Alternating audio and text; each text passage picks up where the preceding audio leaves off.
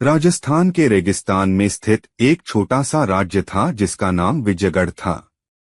इस राज्य के राजा महाराजा प्रताप सिंह और उनकी रानी महारानी रत्नावती अपने साहस और न्यायप्रियता के लिए प्रसिद्ध थे। परंतु उनकी कहानी में एक भयानक रहस्य छुपा हुआ था। राजा प्रताप सिंह ने एक विशाल महल बनवाया था जिसे लोग रक्तिम महल कहते थे।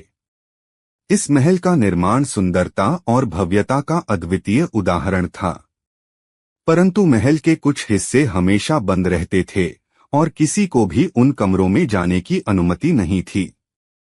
एक दिन राज्य के एक नवयुवक वीरेंद्र ने अपने दोस्तों के साथ मिलकर महल के बंद कमरों का रहस्य जानने का फैसला किया। वीरेंद्र साहसी और निडर था और उसने सुना था कि उन कमरों में कुछ अनहोनी छुपी हुई है।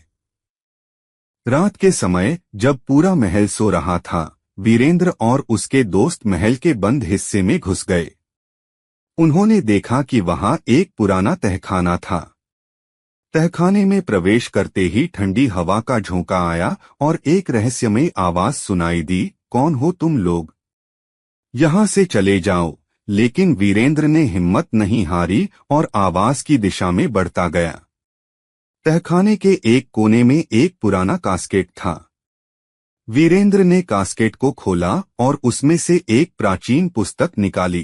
पुस्तक में लिखा था कि महारानी रत्नावती को एक षड्यंत्र के तहत महल में ही मार दिया गया था और उनकी आत्मा अब भी महल में भटक रही है। उसी क्षण एक अदृश्य शक्ति ने वीरेंद्र और उसके दोस्तों को जकड़ लिया। उन्होंने महसूस किया कि उनके चारों ओर एक अदृश्य दीवार खड़ी हो गई है। तभी महारानी रत्नावती की आत्मा प्रकट हुई। वह बहुत ही सुंदर थी, परंतु उसके चेहरे पर दुख और पीड़ा के भाव थे। महारानी ने कहा, मैं अपने न्याय की प्रतीक्षा कर रही हूँ। मुझे मेरे पति ने नहीं बल्कि मेरे ही एक विश्वासपात्र ने धोखा दिया और मार दिया। मेरी आत्मा इस रहस्य के खुलने की प्रतीक्षा में यहाँ भटक रही है। वीरेंद्र ने वचन दिया कि वह महारानी रत्नावती के हत्यारे को खोजकर न्याय दिलाएगा। उसने अपनी खोजबीन शुरू की और कुछ महीनों बाद उसने उस विश्वासपात्र का पता लगाया जिसने महारानी की हत्या की थी। वह विश्वासपात्र कोई और नहीं बल्कि राजा का प्रमुख मंत्री था जो सिंहासन हथियाने की साजिश रच रहा था। मंत्री को पकड़कर जनता के सामने न्याय दिया गया और महारानी रत्नावती की आत्मा को शांति मिली। महाराजा प्रताप सिंह ने वीरेंद्र को राज्य का प्रमुख योद्धा घोषित किया और उसके साहस को सराहा। रक्तिम महल अब एक भूतिया जगह नहीं रही बल्कि वीरेंद्र की वीरता की कहानी का प्रतीक बन गई।